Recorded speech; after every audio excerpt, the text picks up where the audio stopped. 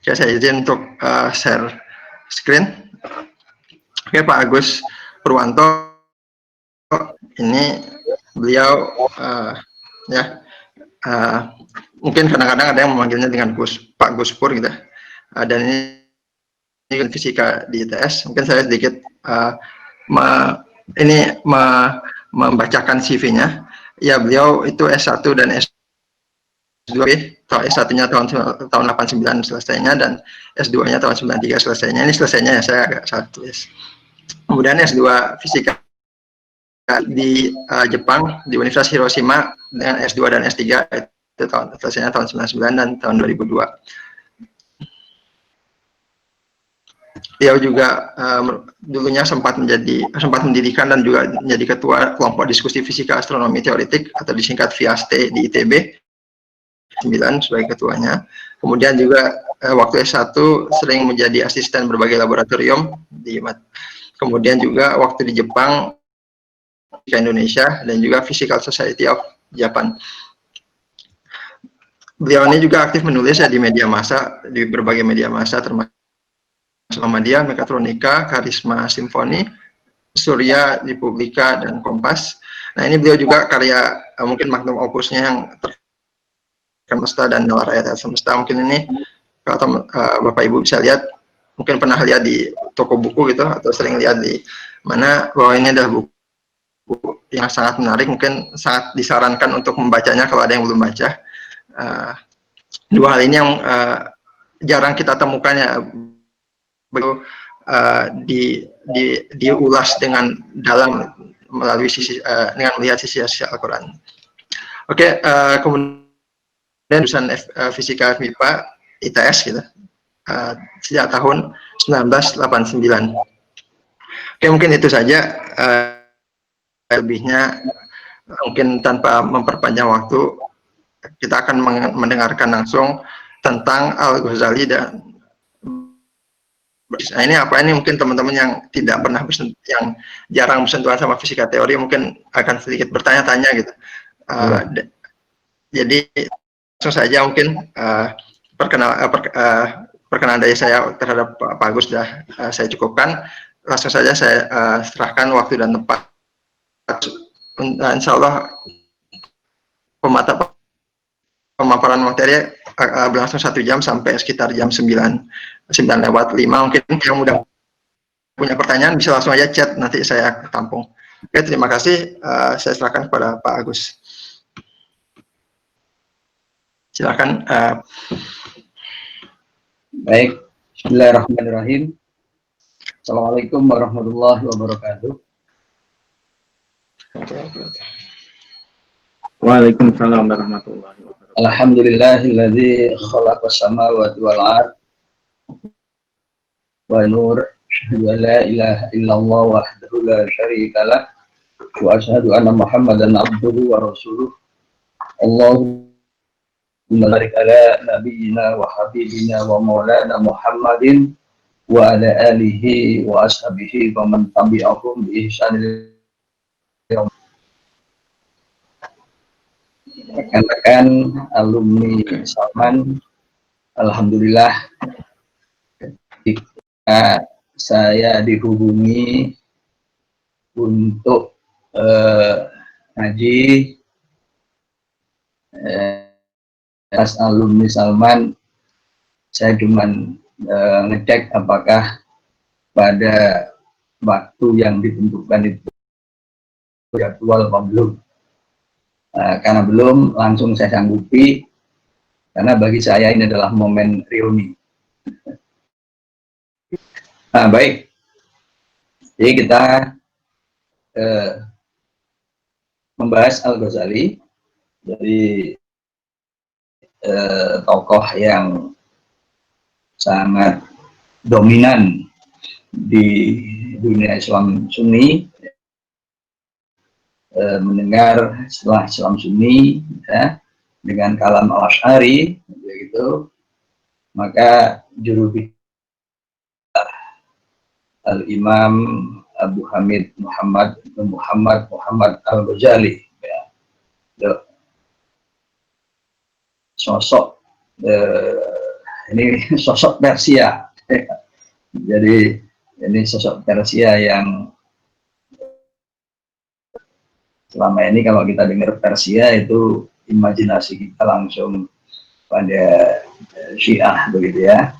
Tapi Al-Ghazali ini adalah tokoh Ahlus Sunnah wal Jamaah begitu. Nah, kita lihat kalau dari beliau ini usianya cukup singkat ya. Kalau ukurannya itu ukuran Masehi dan 55 tahun kalau tahunnya ya, Komariah. Tetapi di usia yang di hanya 53 tahun ini tercatat ya, Al-Ghazali ini menulis kitab sekitar kitab ya, menulis kitab gitu. Karya utama dari Al-Ghazali Ihya Ulumuddin tentu ya. Jadi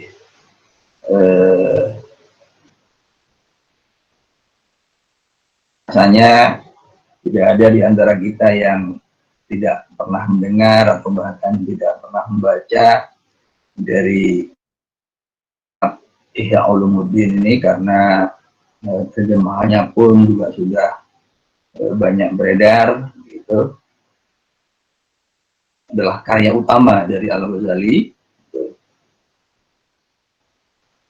dan banyak lagi karya-karya yang juga sudah diterjemahkan ya, seperti Kimia Kebahagiaan. Kalau dulu saya mahasiswa itu banyak sekali karya, tapi kemudian bagi yang bergerak dalam bidang pemikiran yang setelah Ihya Ulumuddin itu adalah Tahafutul Falasifah ya, kerancuan para filsuf.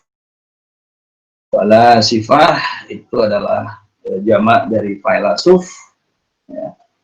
Filosof itu adalah yang filsuf ya, yang mempelajari filsafat.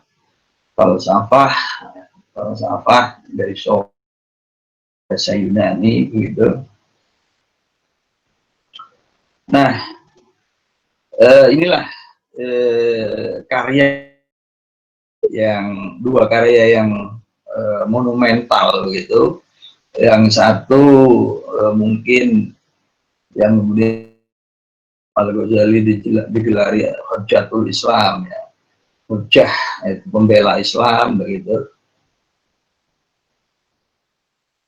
Sebaliknya Tahafutul Falasifah, sebagian sarjana ya, sarjana pemikiran Islam ya, itu menuding bahwa kitab inilah yang menyebabkan tradisi berpikir ya, Islam itu kemudian meluruh ya, pudar begitu.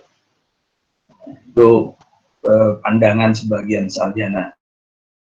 Tentu sebagian lagi tidak sepakat dengan tudingan ini ya, tapi itulah yang terjadi di kalangan para sarjana pemikiran Islam ya.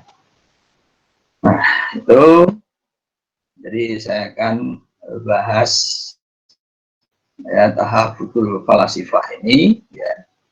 Itu. Jadi sebenarnya apa sih ini?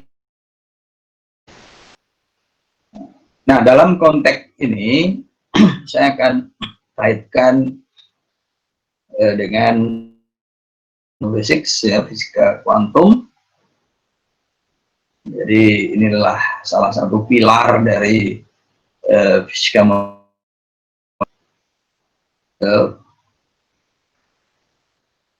Jadi manusia, orang-orang modern itu harus akrab gitu ya dengan istilah-istilah kuantum.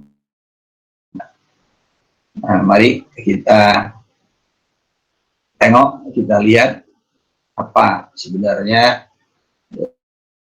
pada malam hari ini. Tahabul falasifah itu kerancuan para filsuf. Jadi ini adalah serangan Al-Ghazali terhadap para filsuf ya, atas perdebatan yang pada waktu itu berlangsung ya. Nah, maka kemudian Al-Ghazali menulis di dalam kitab Tahabul Falasifahnya ini ya. Jadi 20 masalah mengkritik ya, Imam Al-Ghazali, para filsuf. Nah, dari 20 masalah ini kita petakan lebih lanjut menjadi dua tema besar. Yang pertama adalah kritik terhadap proposisi metafisis para filsuf ya, di 16 masalah pertama, dan kemudian 4 masalah berikutnya yaitu kritik Al-Ghazali terhadap pandangan para filsuf terhadap fenomena alam ya. Nah, ini jadi yang fenomena itu tentu cukup akrab ya bagi kita sebagai alumni dari perguruan tinggi kealaman ya, Institut Teknologi, yang di situ ada sains, ada teknologi ya. Maka inilah tema yang memang harusnya ya kita intens ya mengangkat tema ini begitu. Jadi bukan hanya persoalan sosial ya, tapi ini adalah bagian kita yang kita terlibat di dalam eksplorasi, dalam kajian dan eksplorasi ya. Gitu. Nah, tetapi kalau kita melihat sangat luas, jadi kita akan batasi pada masalah ke-17 ya, yaitu fi ibtalil qawlatil adah. Jadi apa ini, pada sanggahan dari Al-Ghazali terhadap pandangan para filsuf tentang tidak mungkinnya kejadian yang keluar dari kebiasaan, apa yang kita pandang sebagai sesuatu yang ya, mungkin terjemahan yang enak itu adalah ya, tentang hilang terjadinya peristiwa yang menyalahi kebiasaan, al-adah ya, kebiasaan-kebiasaan. Maksudnya kebiasaan-kebiasaan.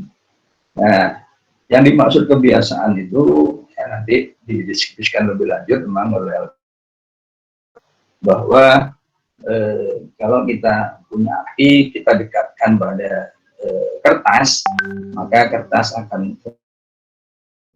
Kemudian kalau kita punya air, gitu, nah kemudian kita minum, maka kita terobati, dahaga kita akan hilang. Itulah kebiasaan-kebiasaan ya. Nah itu ya, kebiasaan-kebiasaan yang kemudian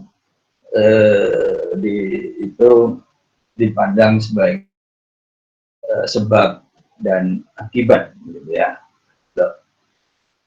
Jadi itu. Nah, 17 ini kemudian diawali dengan kalimat al-iktirani baina ma ya'taqidu fil 'adati sababan wa baina ma ya'taqidu musabbiban laisa daruriyan indan laisa daruriyan indana bal kullu. Jadi hubungan antara apa yang ya, diterima, diyakini, dipikir sebagai sebab, ya, dan disebut dengan akibat, musabbiban, ya, laisa daruriyan indana. Jadi bagi kami bukanlah suatu yang apa, jadi sebab itu kemudian memberikan akibat atau akibat diperoleh dari sebab, gitu ya. Seperti laisa hadza dzaka wala dzaka hadza. Jadi tetapi masing-masing itu berdiri sendiri, ya, independen, gitu. Laisa hadza dzaka wala dzaka hadza. Ini bukan itu dan itu bukan ini. Ya. Jadi ini adalah ungkapan-ungkapan. Mari kita mulai apa ya? Jadi kalau tadi oleh Mas Agung, ya, Mas Ayam tadi sempat disinggung apa buku saya, akan coba sedikit keluar, ya, tapi meskipun nanti juga akan masuk ke isi buku saya lagi, ya. Gitu. Saya akan merujuk pada salah satu paling bersejarah dalam perkembangan pemikiran umat Islam, gitu ya, yaitu Tahafutul Falasifah. Walahat walazak hada. Jadi ini bukan itu dan itu bukan ini, ya. Gitu. Wala isbat bukan minaan li isbatil akhar, ya. Jadi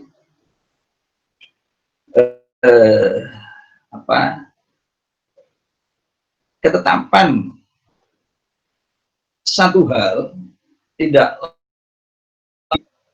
ketetapan hal yang lain, gitu ya. Jadi ditetapkannya satu hal itu bukanlah merupakan hal yang lain, gitu. Jadi maksud ya nanti contoh-contohnya gitu. Wala nafihi mutadminaan binafil, juga dengan ketiadaan satu hal bukan menjadi ketiadaan hal yang lain, gitu, ya. Falai min darurati wujudan ahadima wa wujudan ahad, dan eksistensi, ya, keberadaan, gitu. Keberadaan satu hal juga bukan niscaya terhadap wujud yang, ya. Wala min darurati adam ahadima adam al-akhar. Demikian juga tiadaan satu hal bukanlah tidaklah meniscayaan ketiadaan yang lain, ya. Kemudian mislul roh wasurbit, ya, seperti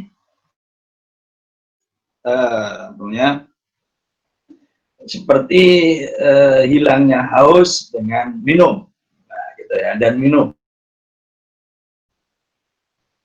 Jadi tadi disebutkan, ya, itu bukanlah meniscayakan ditetapkannya yang lain, gitu. Jadi haus itu bukan karena ditetapkan, bukan karena eksistensi, gitu loh. Itu maksudnya. Itu wasyabah wal uqul, demikian juga dengan kenyang itu bukan, gitu. Dan wal ihtiraqi wal iqa'inar, dan juga terbakarnya sesuatu bukan karena gitu, ya. Maka sebagian besar itu sudah tidak lagi memperhatikan protokol kesehatan. Karena, ya, karena sudah merasa kenal baik, yang saling melari. Ya, ya. Demikian juga dengan adanya cahaya itu bukan karena munculnya matahari, ya, mati bukan karena dipenggalnya leher begitu, dan juga kesembuhan bukan karena minum obat, dan seterusnya, ya, wahalumal jarran dan seterusnya, ya, termasuk di dalam kemudian pengobatan, astronomi, wasunah, dan itu adalah engineering, warhaf itu adalah industri, begitu ya. Jadi poinnya adalah bahwa itu yang oleh para filsuf ini dipandang sebagai satu kesatuan atau sebab akibat. Jadi karena minum maka harus hilang, karena makan, karena bersentuhan dengan api maka terbakar, karena muncul matahari maka kemudian ada, karena dipenggal maka mati, karena minum obat maka sembuh, nah, akibat oleh para filsuf, begitu ya. Ini yang ditolak oleh Al-Ghazali, gitu. Jadi itu semua adalah fenomena gitu ya, berdiri sendiri, gitu. Jadi ini tadi ya, buat jadi haus karena minum, tadi demikian juga ini wal ihtiraq, ya, walika unar, dan terbakar karena ketemu api, ya, gitu. Ini para filsuf ini sebagai ketemu api, ya, itu adalah sebab dari terbakar, gitu. Minum itu adalah sebab dari hilangnya haus, ya. Ini adalah sebab akibat. Tapi itu inna taroniha lima sabaqa min takdirillah subhanahu. Jadi kaitan itu, betul ya, itu hanyalah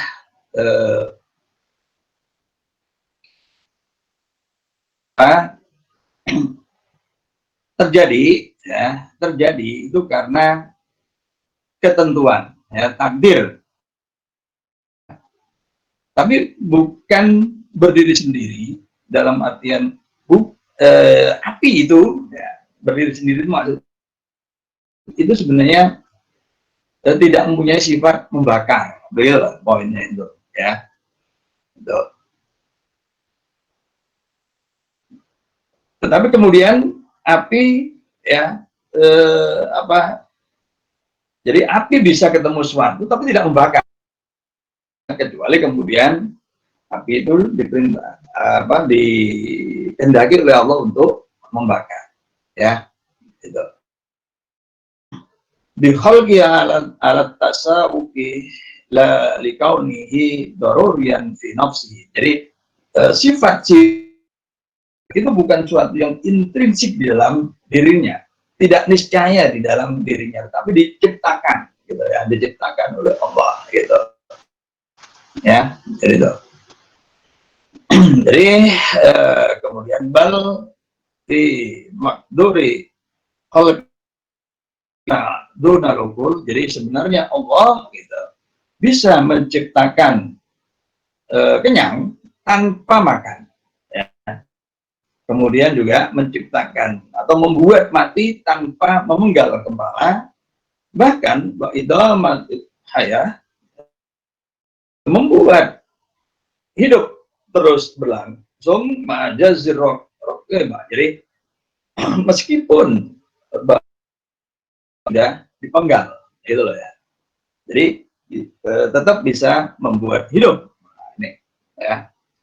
Nah, jadi pandangan itu kemudian dijelaskan lebih lanjut, gitu ya, bahwa la likaunihi daruriyan fi nafsi. Jadi tidak intrinsik di dalamnya. Wa ankaral falasifa imkana. Tetapi para mengingkari ya, kemungkinan tersebut, dan mereka menyatakan kemustahilan. Jadi seperti itu ya. Jadi nah kemudian ini yang saya katakan saya belum, karena ini baru satu halaman yang saya baca, banyak kasus ya, tetapi kemudian Al-Ghazali itu membahas khusus ya pada contoh kemungkinan sesuatu terbakar ya, kemungkinan fa'inna najuzu lil malaqah ya bainahuma. Jadi bertemunya api dengan suatu tanpa gitu loh ya. Ya. Jadi Al-Ghazali kemudian di bab ini membahas lebih khusus itu api yang tidak membakar ya. Jadi itu bukanlah sesuatu yang pasti gitu ya. Jadi kalau A pasti B, nah itu ya. Pandangan ini ya, pandangan ini kemudian saya akan ya salah satu pengikut Al-Asy'ari ya.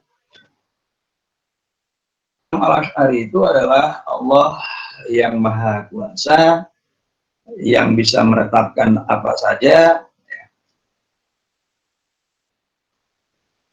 Kekuasaan Allah ini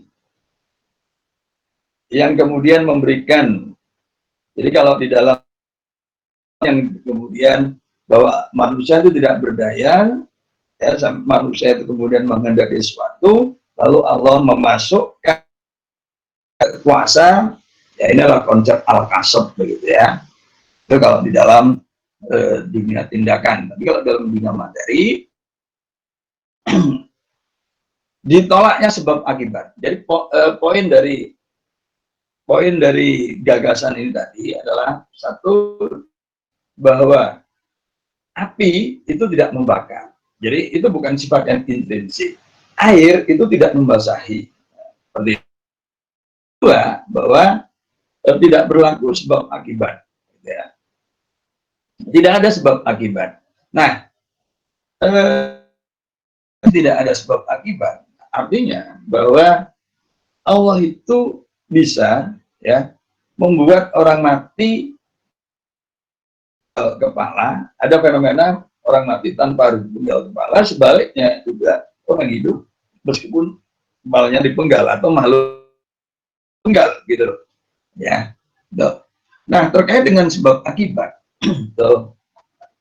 ini yang menarik di dalam dunia atom. Kalam Al-Asy'ari yang lain itu adalah Abu Bakar Al-Baqillani yang menulis kitab Al-Insaf. Ini yang menggagas tentang atomisme. Al-juz'ul ladzi la yatajazza ya. Jadi bagian yang bagi lagi itu tidak mempunyai ukuran, tapi kalau bergabung itu membentuk atom. Ya, itu masih mirip dengan definisi yang lain, tapi jumlah atom itu berhingga. Ini yang membedakan dengan atomisme Cina, India. Nah, karena Al-Baqillani ya, demikian juga dengan Al-Ghazali. Jadi prinsipnya apapun yang kita kembangkan itu tidak boleh menyalahi prinsip-prinsip yang sudah Islam gitu ya. Nah, dalam konteks Al-Baqillani ini ada ayat yang mengatakan wa asyrakul syai'in ada. Segala sesuatu itu bisa dihitung. Nah, kalau dihitung itu berarti berhingga gitu ya.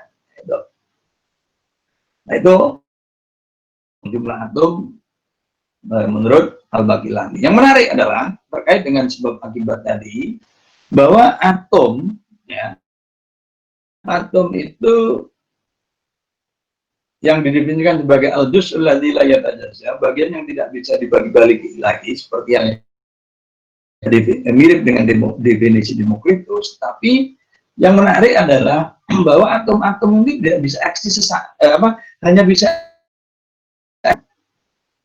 yaitu tercipta kemudian musnah, lalu tercipta lagi dengan sifat dan karakter sama, lalu musnah, lalu diciptakan lagi. Ya, ini ya. Gitu. Sehingga ya, perspektif atomisme Al-Baqillani ini, diri kita sekarang ini sebenarnya bukan diri kita 1 jam lalu, bahkan bukan diri kita 1 detik yang lalu. Dalam perspektif jadi atom kita ini sudah tercipta musnah, tercipta musnah terus dengan sifat yang sama sampai Allah, ya, maksudnya tidak mengendaki sifat yang sama. Nah ini memang Al-Baqillani teori seperti ini, ya, itu untuk menjelaskan mukjizat tongkat, ya, ular, tongkat menjadi ular, gitu.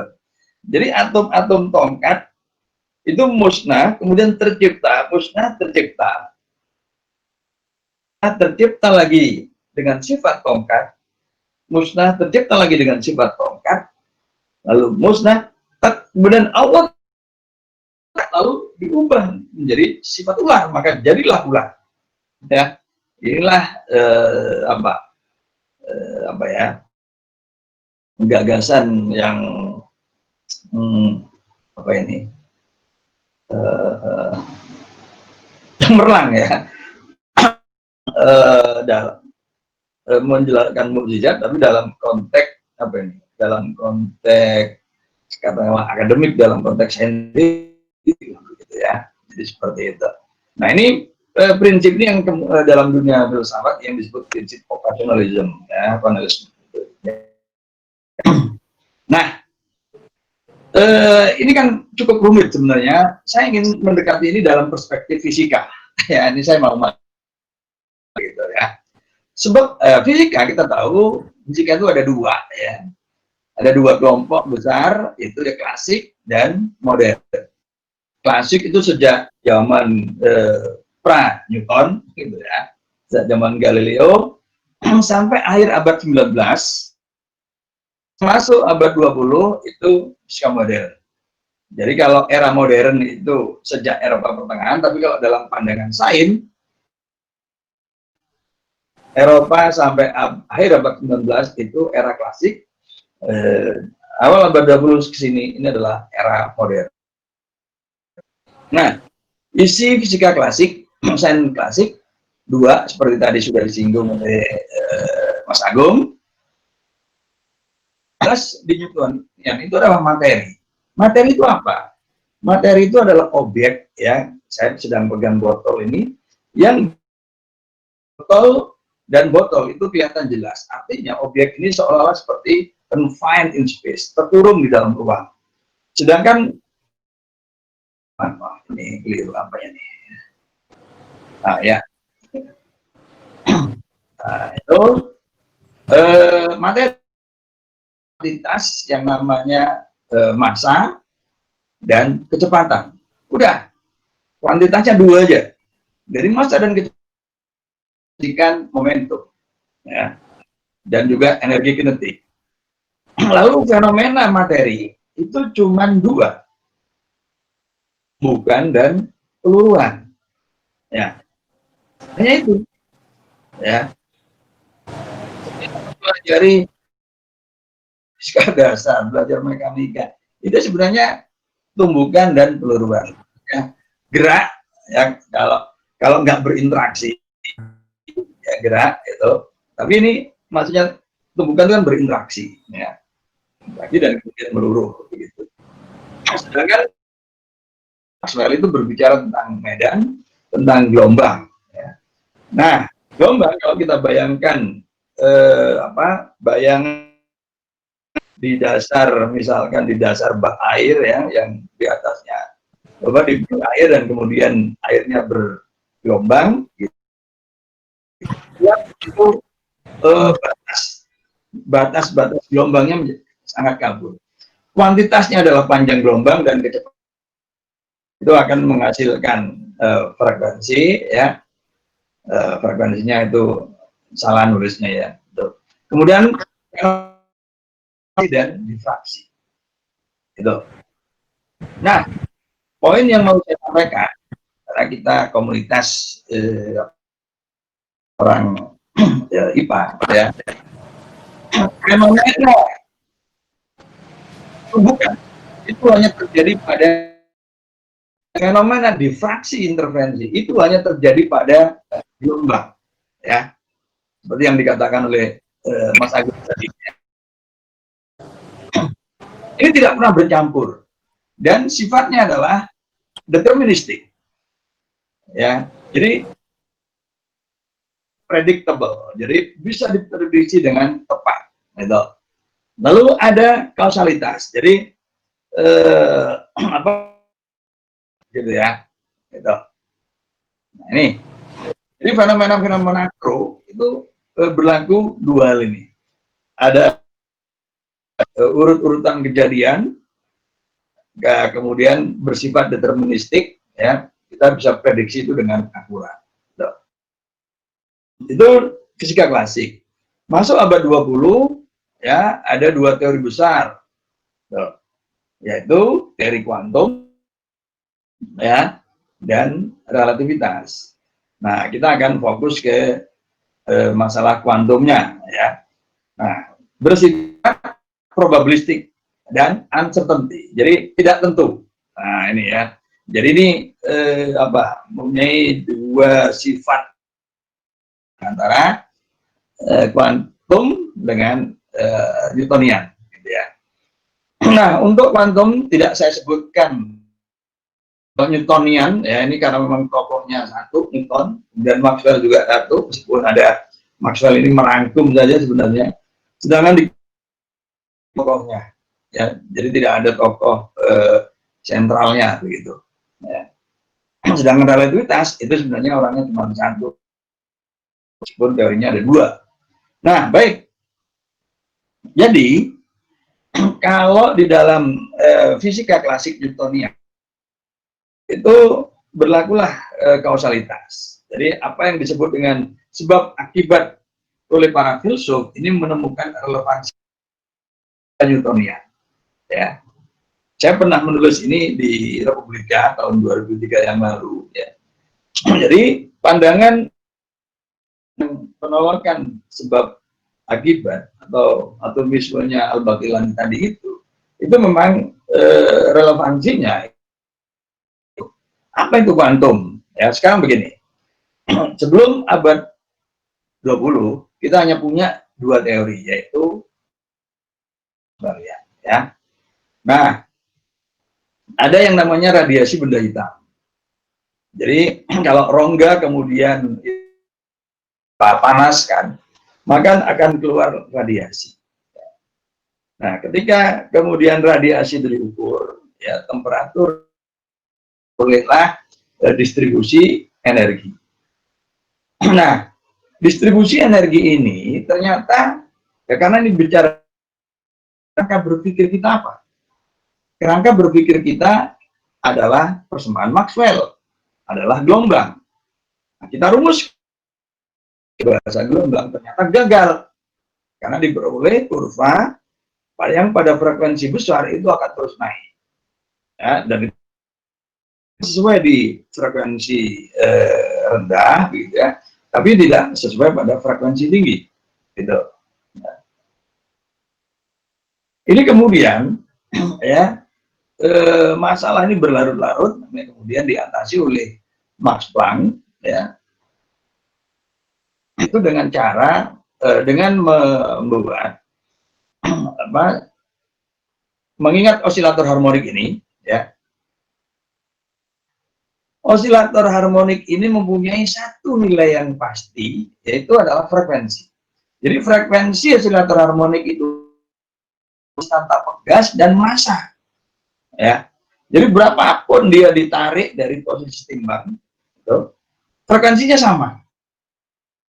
Nah, maka radiasi yang terpancar tadi itu, ya, mempunyai frekuensi yang tetap, lebih energi buat ini N. Jadi 1HF, 2HF, 3HF dan seterusnya. Itu. Jadi ini, nah itu loh ya. Jadi paket satu itu berisi 1HF, ya. Paket yang tanggung ini 2HF, F dan seterusnya. Nah, inilah paket, inilah kuanta, ya. Ini memaket seperti ini dan fungsi distribusi rumusan statistik, ya, distribusi box diperoleh rumusan yang bisa menjelaskan kurvanya. Nah, itu ya. Nah, karena ini kantong itu kuantum, paket, ya, ini sukses. Jadi poinnya adalah bahwa energi radiasi itu tidak mempunyai energi yang kontinu, itu poinnya. Nah, itu adalah sifat materi. Ya, jadi gelombang itu sekarang diperlakukan seperti materi, ya, hanya punya nilai diskrit terkantong. Jadi kata-kata kuantum itu dari kantong, paket itu sebenarnya. Nah, sukses. Ya, tapi karena Planck pun tidak percaya diri, sampai kemudian 5 tahun kemudian gagasan Planck itu dipinjam oleh Einstein untuk menjelaskan efek. Jadi foto, ya, efek fotoelektrik ini cahaya dilewatkan pada Planck begitu, maka kemudian ada elektron yang terpental kemudian disambung, maka timbul disambung dalam rangkaian timbul arus. Gitu. Yang menarik adalah, ya, gantung pada intensitas. Jadi berapapun besarnya intensitas, kalau cahaya yang dipancarkan cahaya merah ini nggak akan pernah keluar, nggak akan pernah keluar elektron dari permukaan logam itu. Pak Agus, Ya. mohon maaf mau motong, mungkin tinggal 15 menit lagi. Ya, ya, saya akan menjelaskan ini fenomena yang gamblang mungkin begitu ya. Nah, ini tidak bisa dijelaskan, ya, kalau cahaya yang digunakan untuk dikenakan pada Planck itu diperlakukan sebagai gelombang, ya. Maka kemudian Einstein meminjam gagasan Planck. Cahaya tadi terpaket itu seperti materi.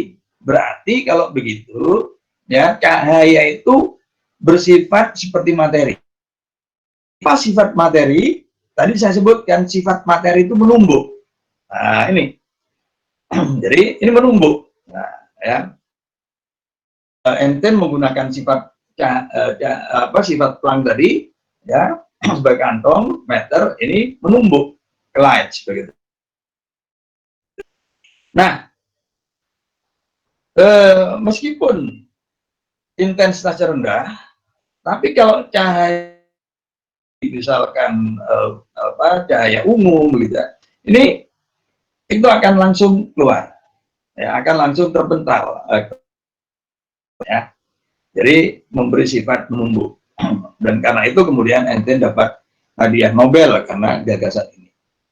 Nah, kemudian ya, gagasan Planck dipinjam yaitu spektrum diskrit ini dengan Bohr itu meminjam momentum sudut elektron mengitari inti atom, ya, itu juga bernilai itu. Jadi itu gagasan Bohr meminjam juga gagasan Planck gitu. Nah,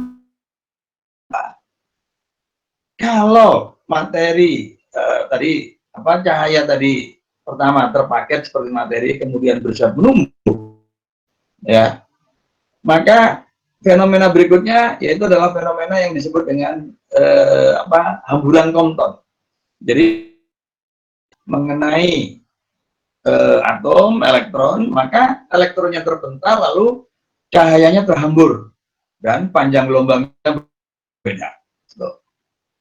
Lagi-lagi, kalau ini dijelaskan, karena ini adalah cahaya, maka penjelasannya adalah gelombang, maka penjelasannya adalah ini gagal. Ya. Nah, maka kemudian Compton meminjam gagasan Planck dan gagasan kalau materi itu gelombang itu terpaket, ya, kemudian disebut foton dan mempunyai sifat juga,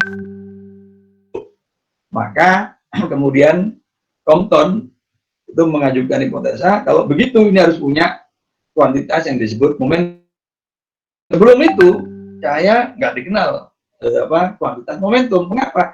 Karena momentum itu hanya untuk sesuatu yang bermassa, definisinya adalah massa, ya. Nah, maka punya momentum, ya, dengan relasi seperti ini, ya, kaitannya dengan panjang. Kalau sudah punya momentum, maka kemudian diperlakukan secara klasik, yaitu hukum kekalahan momentum dan hukum kekalahan energi. Maka kemudian kurva ini pun bisa dijelaskan. Ya. Nah, fenomena ini yang mengatakan bahwa gelombang mempunyai. Nah, kemudian Louis de Broglie mempertanyakan kalau gelombang mempunyai sifat materi dan kalau Tuhan itu adil, kalau kira-kira materi juga punya sifat gelombang, ya. Tapi nggak ada satupun eksperimen yang menyebutkan ini. De Broglie membuat hipotesa bahwa materi mempunyai sifat gelombang, ya, jadi spekulatif, dan panjang punya kecepatan V itu adalah konstanta Planck dibagi momentum. Jadi seolah-olah ini hanya tinggal membalik rumus, ya, seolah-olahnya itu, tapi di sini ada narasi yang berbeda. Jadi ini membuat teori yang belum ada dasar, sekaligus menandai bahwa sejak de Broglie ini teori mendahului eksperimen. Jadi eksperimen justru dibuat untuk memiliki sebuah teori, ya. Itu kalau. Nah, 3 tahun kemudian Davison Jalmer itu membuat eksperimen yaitu difraksi elektron. Nah, padahal semula difraksi itu hanya untuk gelombang, ya. Sekarang ada namanya difraksi elektron. Padahal elektron itu mestinya tumbukan, tapi di sini ada difraksi elektron. Maka lahirlah yang disebut, ya, dualisme materi gelombang. Nah, apa itu materi gelombang? Jadi materi punya sifat jadi, nah, gelombang punya sifat materi itu berarti gelombang yang terpaket, ya. Nah, paket, nah inilah paket gelombang. Apa paket gelombang? Paket gelombang itu sebenarnya adalah penjumlahan dari banyak, gitu kan, ya. Jadi ini mengingat-ingat kembali pelajaran fisika dasar kita dulu, ya, itu bab gelombang. Nah, dan ini secara matematik tidak lain adalah transform Fourier, ya, transform Fourier itu. Jadi penjumlahan banyak.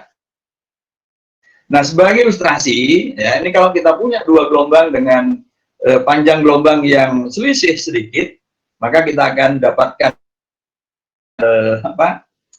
interferensi seperti ini. Tapi kalau misalkan selisihnya cukup besar, maka interferensi seperti ini, ya, pelayangan seperti ini. Nah, ini, ya. Nah, ini saya ingin menjelaskan dengan ini katakanlah 2 gelombang dengan selisih delta K itu 0,1 pi, maka delta X-nya seperti. Nah, kalau ini 3 gelombang dengan selisih delta K-nya 0,2, maka delta X-nya. Nah, ini 3 gelombang, ya, sampai pi, lalu 1,3 pi, jadi selisihnya 0,3, gitu, ya. Maka delta X-nya makin pendek lagi. Nah, kalau ini 4, jadi, ya, 0,4 selisih delta X makin pendek lagi, dan terusnya. Nah, ada hubungan antara delta K dan delta X. Gitu. Nah, kalau delta K dikalikan 2pi, itu adalah delta P. Maka delta P kalau dikalikan delta X, gitu ya, diperolehlah apa yang kemudian disebut dengan prinsip ketika. Jadi artinya, prinsip ini mengatakan begini, dalam dunia mikro, partikel itu tidak, suatu objek tentukan secara serempak posisi maupun momentumnya, ya. Posisi dan momentumnya itu tidak bisa ditentukan secara serempak. Salah satunya itu akan menyebabkan menyebar di yang lainnya, ya. Dengan atau dengan kata lain, ya, partikel-partikel itu tidak pernah diam, delta X-nya tidak pernah nol. Kalau delta X diam, itu delta X-nya nol. Nah, itu ya. Nah, karena kondisi awal setiap materi itu tidak mungkin, ya, maka implikasi berikut kita juga tidak mungkin memprediksi keadaan partikel lebih lanjut. Itu, ya. Jadi yang kaitannya dengan pandangan Al-Ghazali tadi, yang tidak adanya sebab akibat, ya. Nah, puncak dari teori kuantum adalah persamaan Schrödinger. Schrödinger itu memunculkan satu persamaan gelombang fungsi yang disebut persamaan gelombang yang mempunyai arti fisiknya yang mau ini, ya, ini. Jadi modulus absolut kuadrat si X dx itu adalah menyatakan probabilitas suatu partikel berada di antara X dan X dx ini, ya. Jadi ini menyatakan probabilitas partikel berada di rentang dx ini, ya, antara X dan X plus dx. Gitu. Tentu karena ini probabilitas dan 1. Dan karena itu kalau partikel itu ada, maka penjumlahan seluruh kemungkinan dari X minta hingga hingga itu akan sama dengan 1. Ya. Nah, kalau dalam 3 dimensi, ini akan digambar ini distribusi keberadaan elektron di dalam atom hidrogen, ya. Misalkan ini 1s, itu berarti partikel ada di dalam. Yang menarik adalah ini, ya. Misalkan 2s ini, ya. Bentar. Oh, ini gambarnya keliru ini. Ini artinya 1s, ya, 2s ini, ya. Ini 2s, harusnya 3s, harus cari yang 3s. Nah, ini, ya, yang lebih tepat. Jadi nilai-nilai yang ini tadi, ya. Jadi ini gambar ini yang 2s, ya, punya 1 di sini nilainya 0. Nah, ini elektron itu bisa berada dimanapun, ya, 3 dimensi, tapi tidak bisa pada jarak ini, ya. Kalau kita gambarkan dalam node ini, jadi partikel itu tidak bisa berada di jari-jari ini, ya, di jari-jari ini yang 2, ini 3s, ini 2s, ya. Yang 3s ini gambarnya ini, ya. Jadi elektron paling banyak kita temukan pada jarak sekitar 700, tetapi tidak bisa berada di sekitar 100 ini. Nah, ini kalau kita gambarkan 3 dimensi, jadi kita hanya bisa mengatakan bahwa partikel itu punya kemungkinan berada di sini, di sini, di sini, di sini, di sini. Jadi kita tidak pernah bisa memprediksi partikel itu berada di mana secara presisi. Jadi tidak bisa lagi seperti apa yang dilakukan pada klasik yang deterministik. Nah, ini kalau gambarnya 3 dimensi seperti ini, 2s tadi, itu kalau saya punya elektron itu bisa berada di dalam sini, ya, bisa berada di, saya gambarkan elektron itu dengan kelereng, lalu posisi yang dilarang tadi dengan 2 bola plastik kecil dan besar.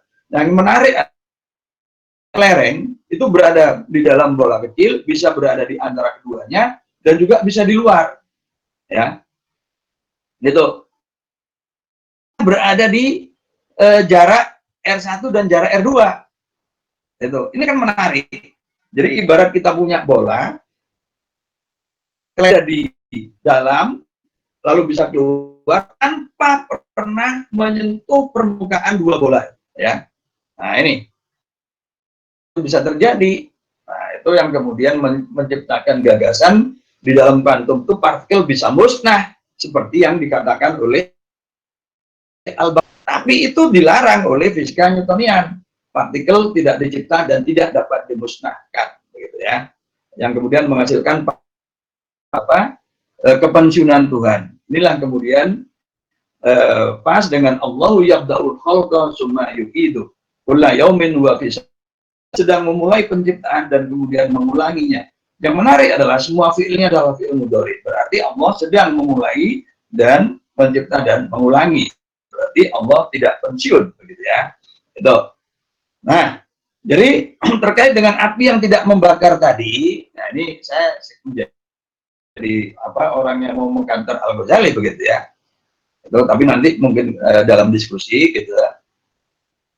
Nah, poin yang bisa diperoleh ya dari pandangan Al-Ghazali yang berangkat dari premis-premis logis, sedangkan jika kuantum itu eksperimen ilmiah, ya, jadi ada pertemuan ya antara gagasan-gagasan yang ada di dalam dunia kuantum dan gagasan Al-Ghazali, gitu.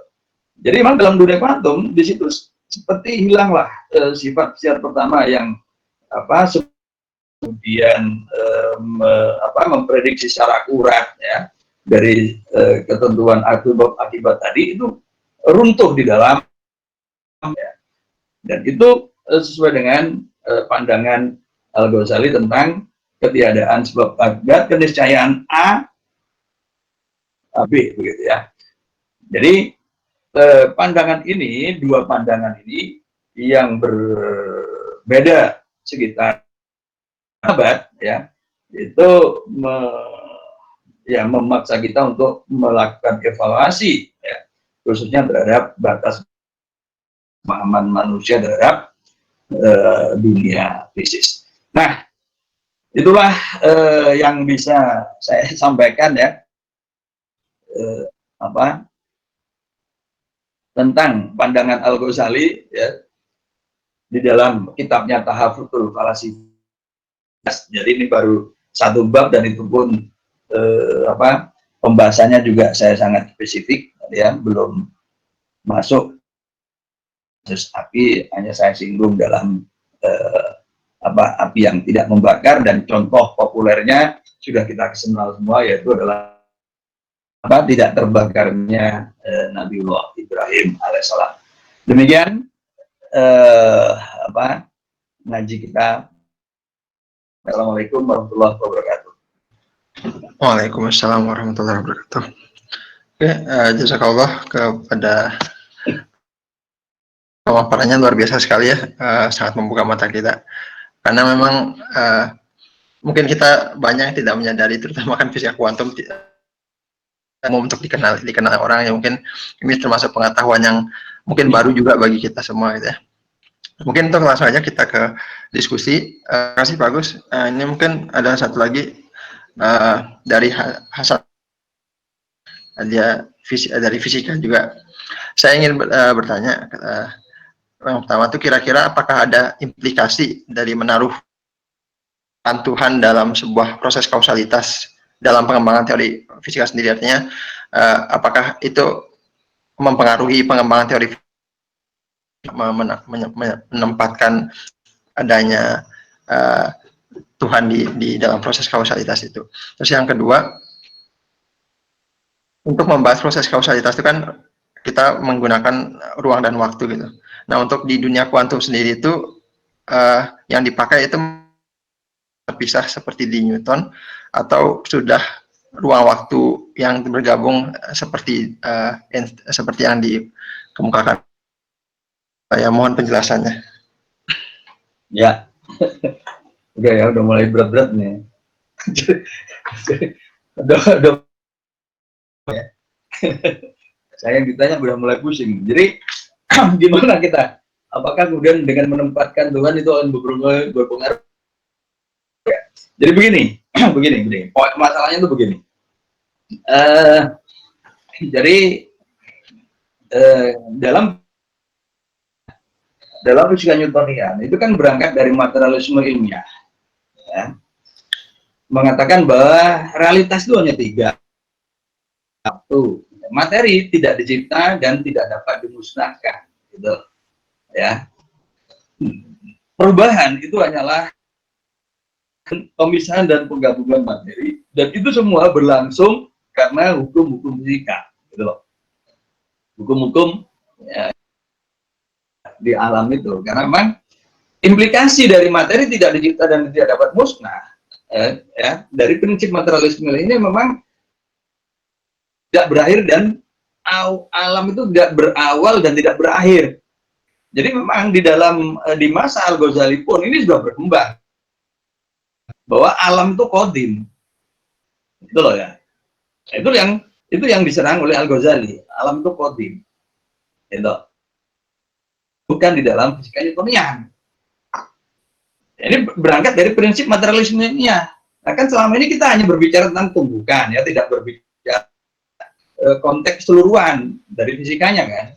Nah, dalam konteks keseluruhannya itu kemudian ditarik, ya, bahwa materi itu ada dalam keabadian, tidak musnah, begitu.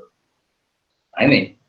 Nah, maka kemudian implikasinya adalah ketiadaan Tuhan. Gitu. Karena memang materi tidak membutuhkan peran Tuhan, itulah yang kemudian dikatakan oleh Laplace. Nah, gitu. Jadi artinya kalau kita hidup, ya, tanpa teori kuantum dan tanpa, maka secara ilmiah kita itu menjadi ateis. Ya, itu poinnya. Betul. Kalau kemudian kita berbicara Tuhan, itu kita sudah tidak bicara konteks ilmiah lagi, gitu. Jadi ketika kita bicara konteks ilmiah, kita nggak punya kerangka yang raya itu bermula, jagat raya itu tercipta, begitu loh konteksnya itu, ya. Betul. Tetapi, ini kemudian juga dipercaya oleh Einstein ketika dia memperkenalkan konstanta vakum untuk menyelesaikan persamaan yang menghasilkan jagat raya statik, ya, seperti yang diyakini di abad 19, abad 18, gitu. Tapi kemudian lahirlah teori kuantum, ya, kuantum relativistik. Maka kuantum relativistik, ya, yang pertama kali muncul itu adalah gagasan anti elektron, gitu. Nah, anti elektron, kalau ketemu elektron lenyap, musnah, yang tertolak, gitu loh, ya. Materi bisa musnah. Sebaliknya, elektron, positron itu bisa tercipta. Positron, elektron, jadi bisa tercipta. Nah, ini kemudian bertemu dengan apa yang disebut dengan pergeseran merah, ya, bahwa jagat raya berkembang, itu teori relativitas. Nah, kalau ditarik ke masa lampau, berarti dulu sekarang hitung-hitungannya pada 13,7 miliar tahun yang lalu, jagat raya itu jari-jarinya nol, gitu. Waktunya juga nol, nah berarti berawal. Nah, di awal itulah kemudian ada apa? Nah, itu loh, ya.